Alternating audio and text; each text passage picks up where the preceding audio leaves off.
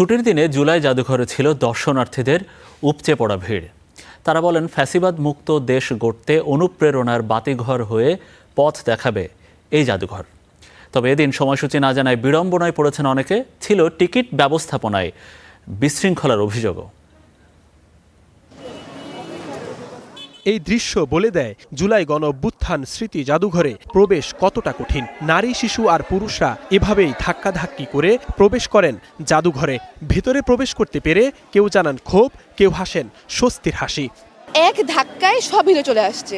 And ভিতরে আসাটা তো আরো মর্মান্তিক ছিল। যুদ্ধে আমরা মনে করি জয়কের ভিতরে ঢুকলাম। হ্যাঁ, মানে এত মানে এই সিস্টেম লস আসলে। বাচ্চা কাচ্চা নিয়ে আসছি, মরে যাওয়ার মতো একটা অবস্থা। টিকিট নাই, লোকজন এই ধাক্কা ধাক্কি, কি যে একটা অবস্থা। কোনো আর কি সরকার কোনো সাপোর্টই নেই ভাই। 4-5 জন মানুষ আহত হইলো, 2 জন বাচ্চার নাক ফাইটা রক্ত বেরোলো। এই ব্যবস্থাপনা কে নিবে? জুলাইয়ের বিভিন্ন ছবি আর নিদর্শন পরিবারের সদস্যদের নিয়ে ঘুরে দেখেন কেউ কেউ। বলেন, ভবিষ্যৎ প্রজন্ম যেন জানতে পারে কেউ ফ্যাসিবাদ হয়ে উঠলে কিভাবে তার পতন ঘটাতে হয়। সামনে যারা কিনা শাসন করবে বা যারা কিনা এখন করছে, তাদের এটা মাথায় রাখা উচিত যে আসলে জনগণ ছাড়া বাংলাদেশ না। কেউ যদি অতি ভবিষ্যতে স্বৈরাচার হইতে চায়, তারা যেন এখানে এসে ঘুরে যায়। স্বৈরাচার হলে তার পতন কতটা ভয়াবহ হয় জুলাই তার দৃষ্টান্ত বলেন দর্শনার্থীরা।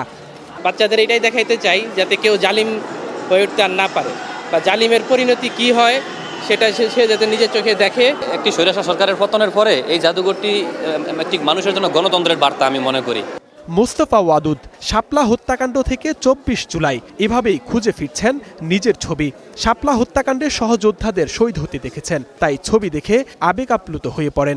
স্বেচ্ছাসেবক ছিলাম, সবাই খালি ছিলাম আমি, যে আমাকে দেখা যায় এই যে লোকটা আমি। এক স্বৈরাচারী জালিম সরকার ছিল, যিনি আমাদেরকে নির্মমভাবে হত্যা করেছে, অনেককেই হত্যা করেছে। তো আল্লাহ তাআলা শুকর যে আমি যে এখন জীবন লাভ করছি, এটা আল্লাহ তাআলার অনুগ্রহেই আমি আছি, নাহলে সেদিন আমিও হয়তো মারা যেতাম। জুলাইয়ের সেই নির্মমতা ঘুরে ঘুরে দেখেন দর্শনার্থীরা। সবার কণ্ঠে একটাই শব্দ, আর যেন অন্ধকার নেমে না আসে প্রিয় মাতৃভূমিতে।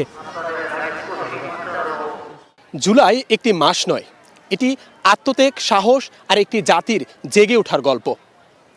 জুলাইয়ের ছবি, নিদর্শন নতুন প্রজন্মকে মনে করিয়ে দিবে স্বাধীনতা ও গণতন্ত্র পুনরুদ্ধারের দায়িত্ব সবার। অতীতের অন্ধকার আর যেন ফিরে না আসে, এমন প্রত্যাশা সবার কণ্ঠে। Zisan Ahmed, Star News, Dhaka.